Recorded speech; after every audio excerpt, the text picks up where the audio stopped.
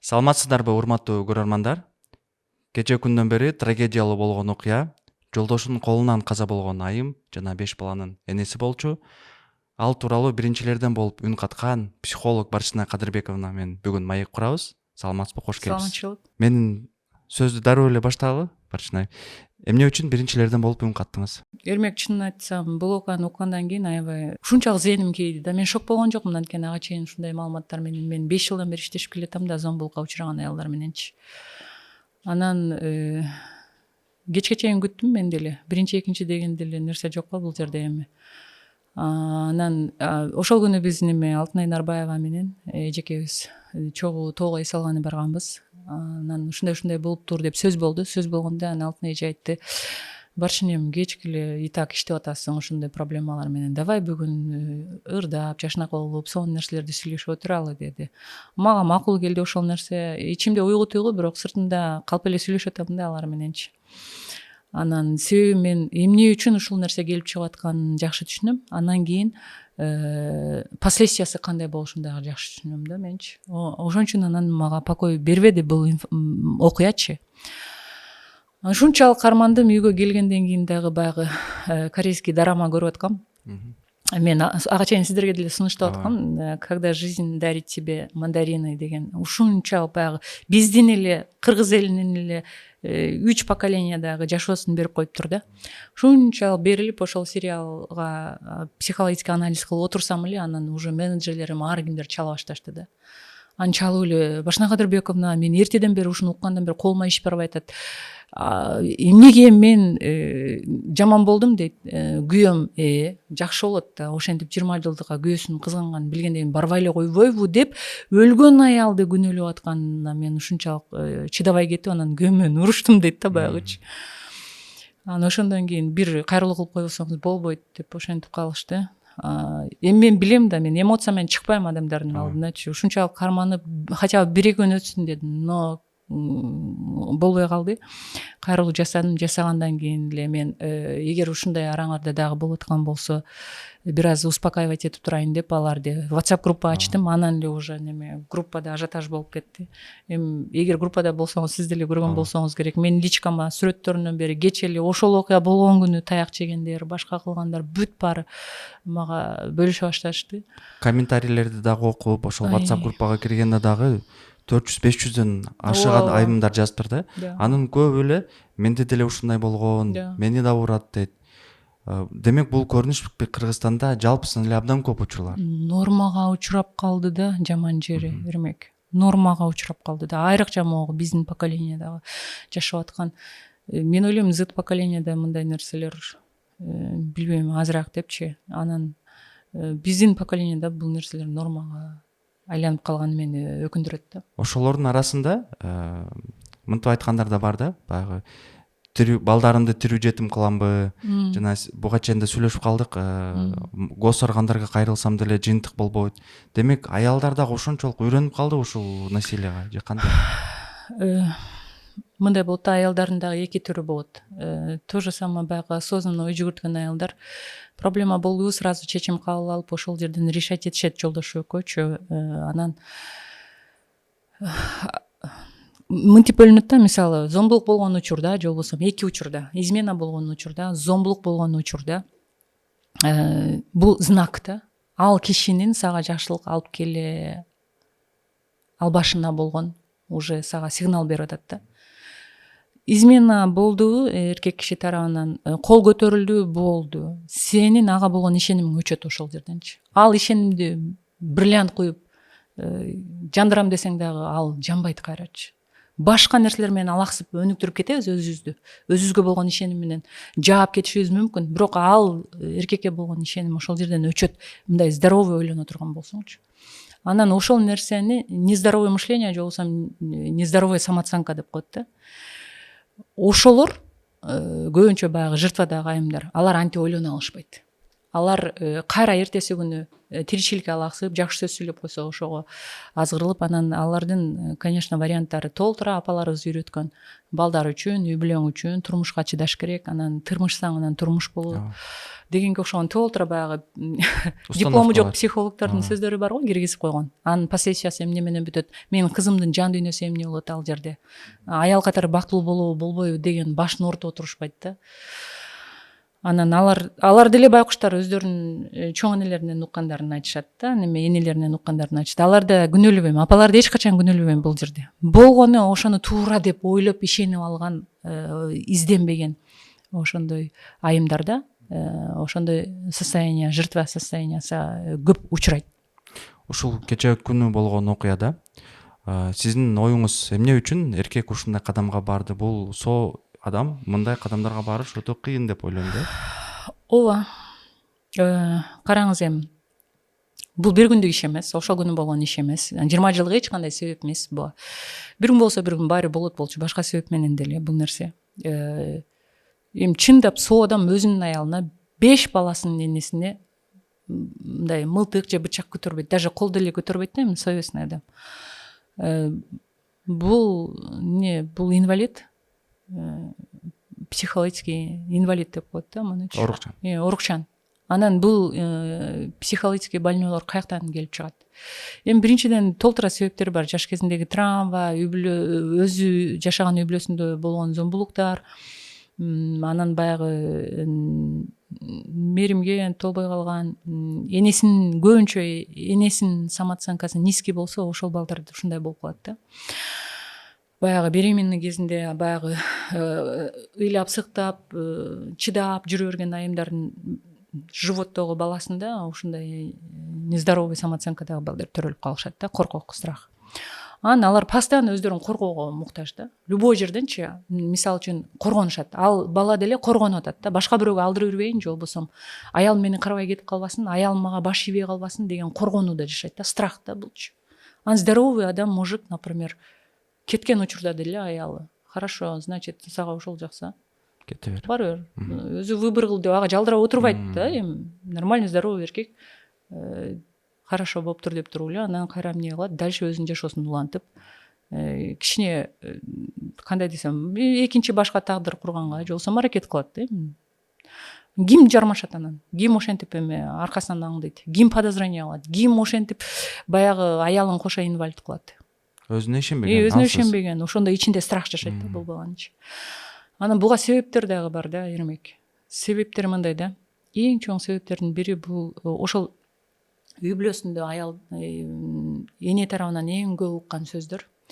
Анан кийин окружениясынан, досторунан, тууган досторунан, менталитеттин көз карашы деп коет да бизде. Анын менталитет дагы бөлүнөт майда-майда болчу. Мисалы кыргыздын менталитети бар, түндүктүн менталитети, түштүктүн менталитети, именно Каракулжанын менталитети, өзгөндүн менталитети бар да. И еще ошол бир жоролордун өздөрүнүн, бир жоролорго бара турган болсоң, алар адекватный, интеллигентный, сонун да, алардын кассаларында, шернелеринде башка темалар да. А бир жоролорго келген болсоң, катынды минтиш керек, катындан тиш керек, анан байракты алдырбаш керек, анан катын жазасын катын менен бериш керек, и башын көтөртпөш керек, ошо атып салыш керек, анан союп салыш керек деген сөздөрдү спокойно колдонушу керек да, коркпой. Это норма да. Эң кызыгы ошол мындай кылыш керек, тигиндей кылыш керек деген адамдар өздөрү кылбайт да. Да. Бирок сиз жана айтып кеткендер. Ким айтат ошентип зло менен ким сүйлөйт? Ким сүйлөйт? Аялына өзү тиш өтпөй калган, түшүндүрө албай калган бир нерсе. Өзүнө ишене албай калган. Же болбосо аялы тарабынан баягы басмырланган эркек келет дагы, анан кийин керек болсо минтиш керек катындарды деп туруп, анткени эмете албай калды да, тиги аялы менен мамилеси жакшы болбой калды. Келип сүйлөйт. Анан эгер осознанный адам боло турган болсо, ал өзү аң сезимде ой жүгүртөт.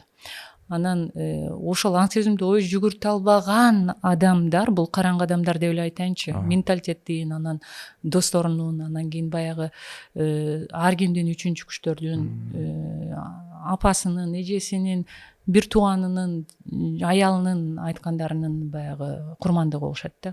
Эң өкүнүчтүүсү ошол сөздөрдү айтып, жана сиз айттыңыз го, союп ташташ керек же мындай, ошол сөздүн күчүнү адам билбейт окшойт да. Себеби бул сөз менен адам программа болуп туруп, ошол кадамдарга барып жатпайбы?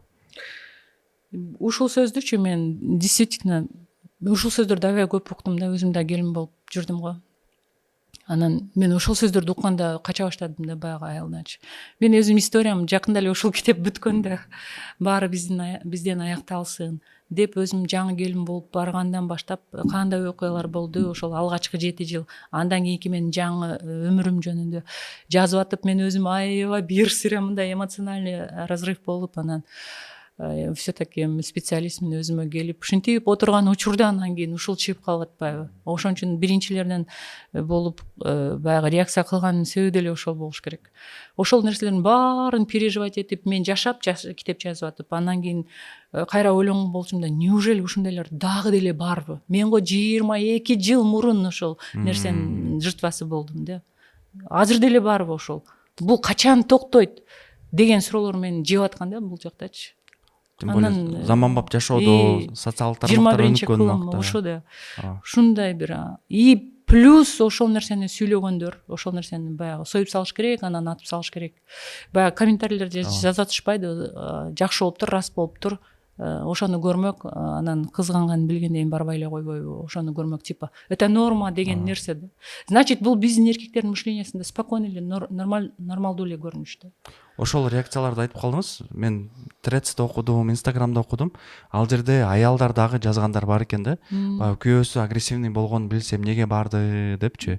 Ал жерде ошол жолдошу менен барып аткан турбайбы? Сиз айткандай эле бул балким жөн эле себеп болуп калыш. Тоже биздин айткандарыбыздын баары кимдерден келет дермек? Апаларыбыздан келет, андан кийин ошол окружениядан келет. Мен деле, чоң энем деле, апам деле, мен кайненем деле бар жок эле ошентип эле. Күйөөңүн ошондой экенин билгенден кийин оозуң жаап калар. Бир ступенька ылдый бол, же болбосо сүйлөбөй кал. Же болбосо андай кадамдарга барба. Досторуң менен көрүшүп эмне кыласың? Кассага барып эмне кыласың? Боенбой эле кой. Боенбой эле кой. Күйөөңүн ошондой экенин билгенден кийин сен ошол нерселерден запрет кыл деп эле ошентип атат. А мен кылгым келип атат. Мен ушу илгертеден 22 жыл болсо турмуш курганмын. 22 жылдан бери ошондой терс түшүнүктөр менен күрөшкөн аялмын да өзүм. Мен күрөшпөйм деле, изилдей берем да ошонучу. Кантип бул грамотно ошол нерселерди ордордон алып келсе болот депчи. Бул жерде азыр эркектин поведениясын бир аз талкуу кылдык, ошол окружение, социальный тармактар. А вот аял киши мисалы үчүн чыдап жүргөн түшүнүп, ата энеси, туугандары деп. Да, караң эми бул жерде бир эле жакка күнөө койгонго болбойт. Экинчи жак дагы бар. Ошол караңыз, ошол нерселерге баарына чыдап көнүп жүргөн аялдардын түшүнүгүндө жатат кептин баары. Жытва состоянияда аял киши өз алдынча эч нерсе кыла албайт. Элестетиң, бир аял деген алсыз да туурабы? Милицияларга чалса же сот органдарына кайрыла турган болсо, семейный проблемаларды биз карабайбыз деп коет экен. Биз кандай мамлекетте жашап атабыз анда эрмек? Мен ушул жерден мындай пайдаланып, президентке дагы, ошол депутаттарга дагы, жогорку сот органдарына, милиция кызматкерлерине баардыгы эле адам го туурабы? Просто адам катары. Семейный проблема болуп атат деп, алсыз аял чалып атат ал жерденчи. Жок дегенде бир эмне болуп атат деп териштирип койбойбу? Семейный проблемалар биз карабайбыз, все бүттү. Мага ошондой толтура каттар келди. Сиздин оюңузча психолог катары да ошол эмне үчүн андай болуп атат? Баягы карабай, же алар кайра заявленияны артка алып коюп атабы же? Эми анын случайлар кандай экенин ошол жерде иштегендер билет, но мен ойлойм, ошол органда иштегендердин баары эле эркек да, алардын өзүнүн түшүнүгүндө мүмкүн ошондой түшүнүк бар да. Боло берет, андан өтүп кетет булардыкы деп. Чындап эле ошондой да. Илгери мен китебимде жаздым, чоң энем айтат болчу да. Эки кошунабыз бар эле. Ошентип таяк жей берет, анан мен өлүп калабы деп ойлойт болчумун да жаш кезимдечи. Бала чакасы менен биздин үйгө келишет, жашынышат, анан эртеси эле карасаң анан күлүп, жайнап, ха-ха кылып, сүйлөшүп, жыргап жүрүшкөн болот да. Анан чоң энемден сурай берет болчумун, эмнеге ушунда, булар кетип калбайбы алыс жака деп эле жаш кезим. Сурасам, кызым, арсыз аялдарга зөөкүр эркектер туш келет. Аял деген дагы намыстуу болуш керек. Ошол эркекти ордуна коюш керек. Болбосо ал жерде отурбаш керек деп мага чоң энем айтат. Арсыз аялга боло берет депчи. Бүгүн ушинтип таяк жеп эртең ошентип ха-ха хи-хи деп жүрө берет депчи. Алар ойлонбойт өзү жөнүндө. Азыркы психологиялык түшүнүгүмдө карай турган болсом, ал аял деле уже больной болуп калат экен да, психологическийчи. Ал уже өзүнчө решение чыгара албайт. мамлекеттик органдарга кайрылса ошентип айтып аткан болсо, үйүнө барган болсо апасы чыдашың керек, таш түшкөн жеринде оор, сенин балдарың менен мен батпайсың, келиним бар үйдө дей турган болсо, ишенип чыккан күйөөсү аны кылып аткан болсо каяка барат баягы аял? Жалгыз. Анын акыры чыдап отурат да туурабы? Окуйн, изденейин десе ага өзүнө позволить эте албайт да анычы. Ошол сиздин оюңуз боюнча да Барчынай күйөөгө чыкканда ошол 18 куракта 18 жашта 20 баары эле жакшынакай келин болуп сулуу болуп келет да. А бирок орукчан болуп кайсыл убакталар ошол нерсеге айланып? Сиз врачсыз туурабы? Сизге орукчан аялдар келеби? Көп келишет. Бул мындай да. Биринчи адамда психика бузулат, анан жан дүйнө ооруйт. Анан анын акыркы стадиясы бул дененин оорусу да. Сизге акыркы стадиясында болбой калганда барышат да адамдарчы. Кайсыл убакта ошол неме жыртва болгон учурда ишеними эки учур аябай талкалайт да аялдычы. Ишеним качан кетет? Эркекке деген ишеним, аялдын эркекке деген ишеними качан кетет? Биринчи измена болгондо, экинчиден зомбулук болгондо, кол көтөрүлгөндө. Кечириши мүмкүн аял, бирок ошол эркекке болгон ишеним такыр жоголот андачы. Мүмкүн мага окшоп окуп изилденип өзүнүн ичинде болгон ишенимин көтөрүп алат да анан кийин уверенный болуп жашайт. Же болбосо өмүр бою ошол коркокто, күмөндө, ошол страданияда жашайт да. Уже больной көрдүңүзбү? Ошол аялдар эмне болот? 50-60га чыкканда орукчан болушат. Ошол төрөгөн аялдарчы, мисалы үчүн 3-тү, 4-тү, 5-тү төрөп коюп, кээде ошол коркутуп таштап кетем деп да манипуляция кылышы мүмкүнбү эркектер? Мен дагы бир нерсени айтып кетет элем да, ошол урматтуу биздин президентибизге, же болбосо чечүүлүү органдарга. Ушул бир ажырашкан убакта, азыр 4 баласы менен ажырашып калдым, же кыйратып алимент төлөбөйт деп атышат. Же болбосо баягы биздин ушунчалык бир билбейм, ушундайга жеттикпи, же мурда деле ушундай беле билбейм. 10 жылдап аялы өкөп, аялы пол жууп, күйөөсү стройкада иштеп, мүлк алышат дагы ортодон. Анан баланын апасына же атасына каттатып коюшат экен да. Неден улам? Анан кийин баягы бала неме аял 4 баласы менен көчөдө калат. Эми болот да турмушта уруш талаш болот, башка болушу мүмкүн. Чыдабай калгандан кетет, 4 бала менен ким кетет? Эрмек 4 баласы менен ким кетет? Акыры чыдабай калганда айла жок кетет да туурабы? Жыргаган адам 4 баласын жетим кылгыс. Жыргаган адам 1 баласы менен да кете албайт. Аял кишинин табияты ошондой болот да. Акыры чыдабай калганда эч жактан бир үмүтү өчүп калгандан кийин кетет. И ошол убакта дагы көчөдө да баягы аялчы. Алимент еще сиңдим айтып атпайбы? Алимент 6800 экен. Анан күйөөсү 10 миңден салып турчу экен да, 7 ай катарынан салып тур.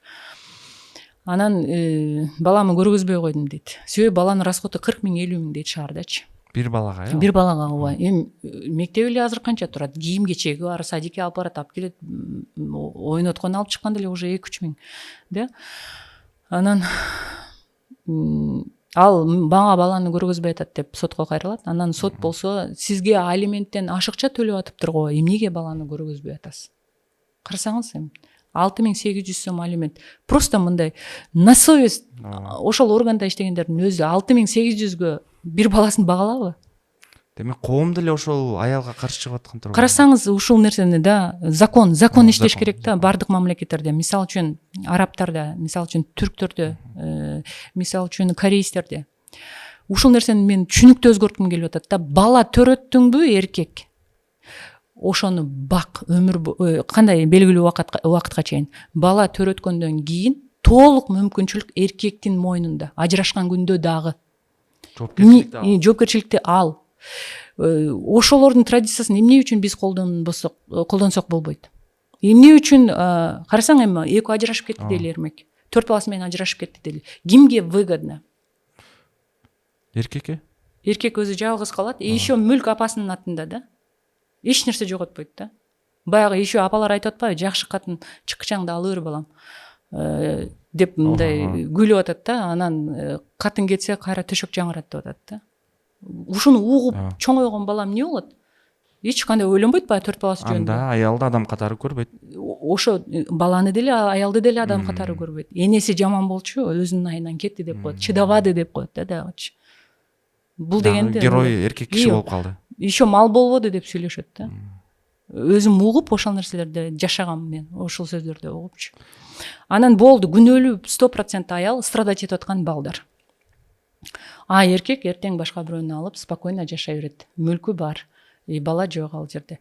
Эгер кандайдыр бир закондор менен, кандайдыр бир түшүнүктөр менен төрөткөн эркек ошол баланы өзүнө алып кала турган любой күндө, же болбосо толук обеспечение кыла турган, кандайдыр бир белгилүү бир мындай акылга сыя турган бир, ал иштейби иштебейби, эркек күчтүү го, жердин жетимдигин болсо да төрөткөндөн кийин табыш керек да акчаны, туурабы, бала үчүн, же определенный бир көбүрөөк бир алиментти бычып, же болбосо баягы балдар эркекте кала турган кылып түшүнүк киргизе турган болсок, бул түшүнүк, бул закондо андай билбейм, вряд ли түшүнүктүү эле киргизип ала турган болсок, аны көрөт элем да мен, ошентип аялдарга кордук кылгандардычы, зомбулук кылгандарды. Азыр сиз менен сүйлөшүп атып бир нерсени түшүндүм.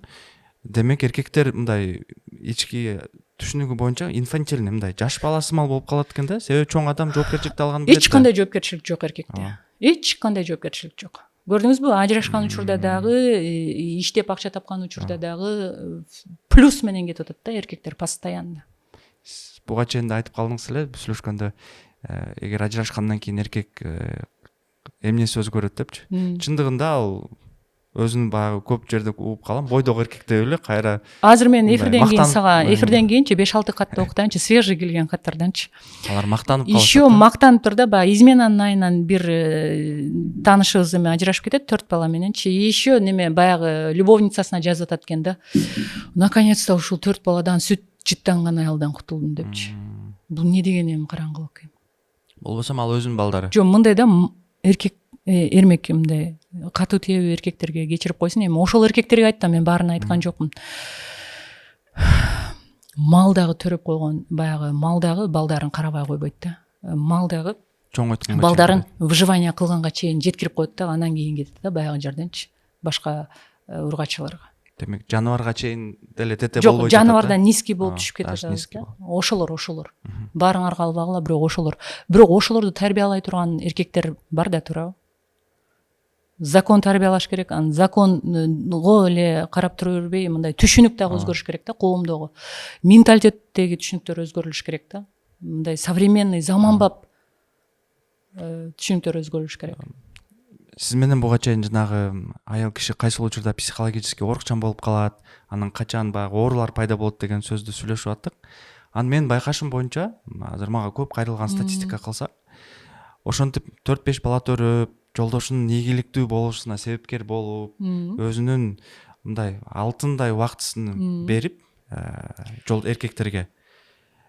Ошол убакыт бул калп айтпасам 38-40 жашка чыгып калган айымдарда экен да көбүндөчү. Ооба. Анан алар ошол убакта баягы жээктин же бул жагында эмес, тиги жагында эмес, кеч болуп калдыбы же эртеби деген суроолор бар. Жок, мен 40 жашты кеч деп айта албайм. 50 жаштагы эжелер бар. Мамлекеттик жумушта жолдошум иштейт. Анан аны бир да жакасын кир кылбай, анан кой биз начар машина минсек минели, бирок жолдошум түзүгүрөөк машина минсин, коллективинде уят болуп калбасын деп джиптерди мингизип, ага бир да тийишкен жокпуз дейт. Балдар менен ээрчишип алып Дордойдо өзүм иш кылдым. Анан нак 50 жашка келгенимде жолдошумдун бир квартира сатып алып, бир комнат, анан бир жаш токолду алып, 2 баланы төрөтүп койгонун угуп, чуть жерден инфаркт болуп кала жаздадым деп баягы аял менин алдыма келип ыйласа, баягы үнү да угулбайт, ичинен мындай минтип ыйлап атат да.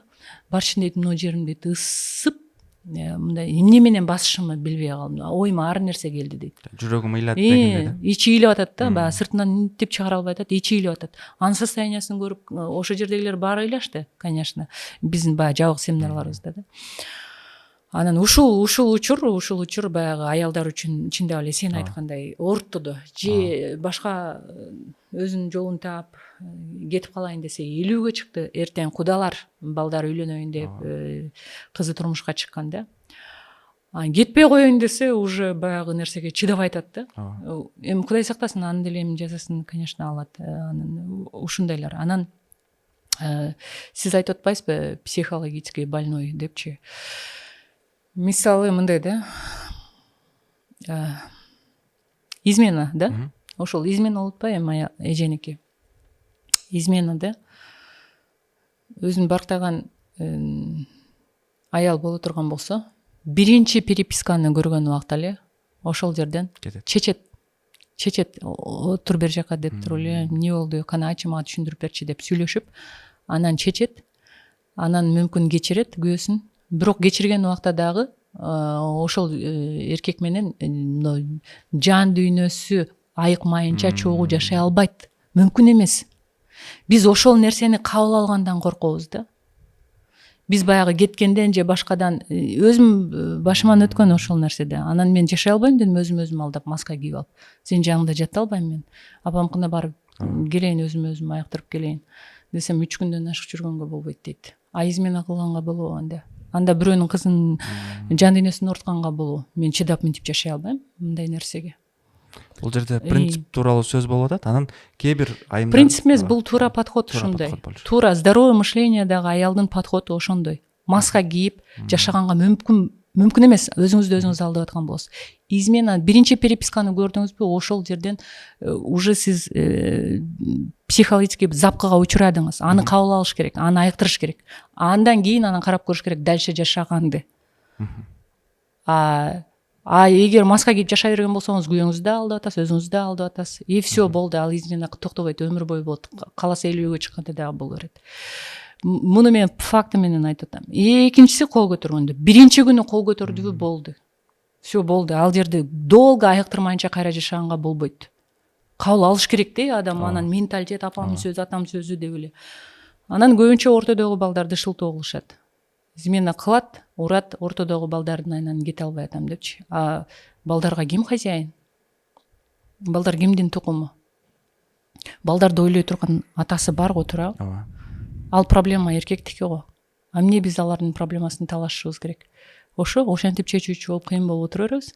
Анан өзүбүздү дагы өлтүрөбүз, маска кийип жашайбыз. Кандай десем, эл үчүн жашоо деген бул жок жашоо деген сөз да. И ошондой эле эркекти да талкалайбыз, бузабыз.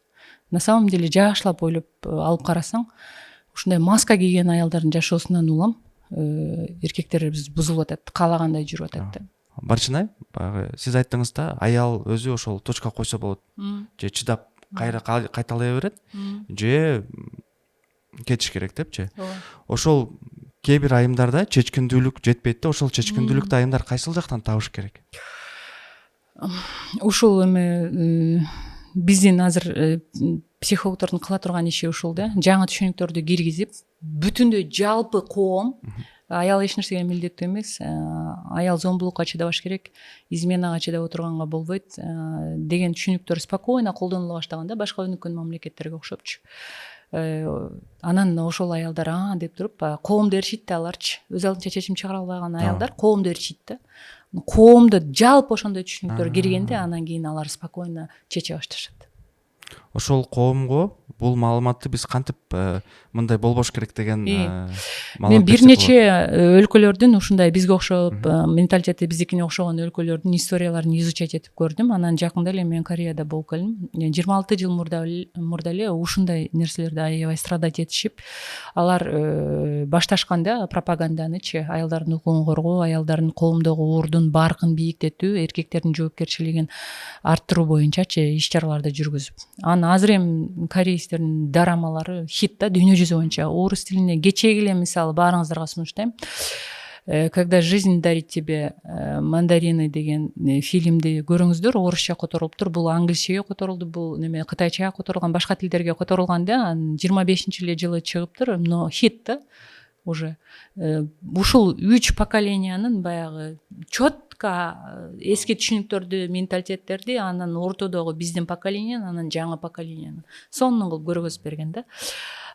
Бул идеология, мамлекеттин идеологиясы ушинтип иштеш керек да, общий жалпы мамлекет тарабынан дагы, блогерлер тарабынан, эл тааныган биздин жылдыздарыбыз, эл тааныган биздин атактууларыбыз, депутаттарыбыз жалпы иштеш керек.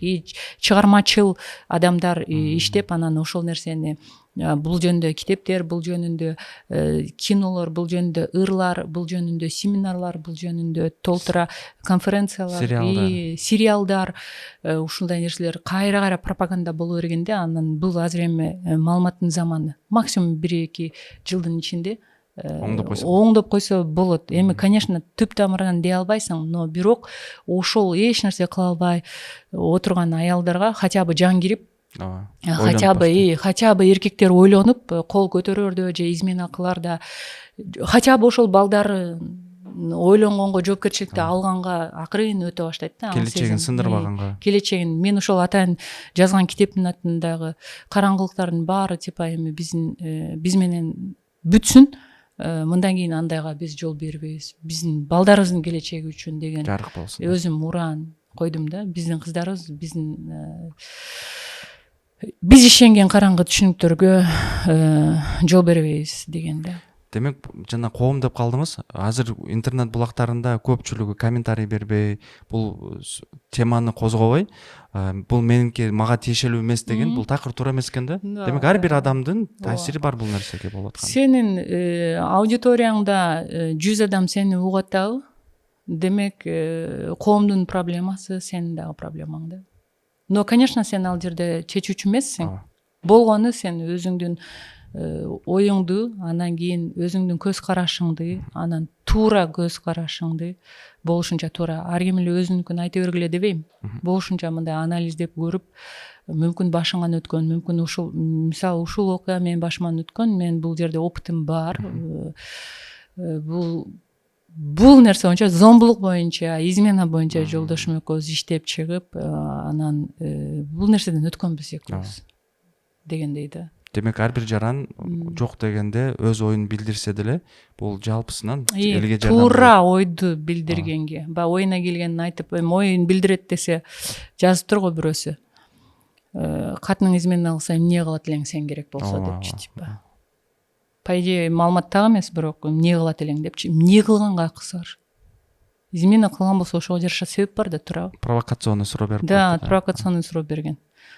Измена кылган күндө деле, башка эрге тийип кетип калган күндө деле адамды жазалаганга акысы барбы, жокпу? Жок. Анын тиешелүү сот органдары бар. Же болбосо Кудай бар аны жазалай турган, туура. Туура эмес кылган болсо ар ким өзүнүн жазасын алат. Мен киммин аны жазалагыдай? Туура айтасыз. Эркек болсо эле эмне Кудайбы бул? Баарыбыз эле бирдей пендебиз го, туура, жараткандын алдында. Ооба. Баршынай, ушул жоопторуңуздарга чоң рахмат. Кийинки чыгарылышта биз менталитет тууралуу, анан ошол баары бизден аяктасын деген тема тууралуу талкуулайбыз. Көрүшкөнчө сиз менен. Рахмат. Көрүшкөнчө.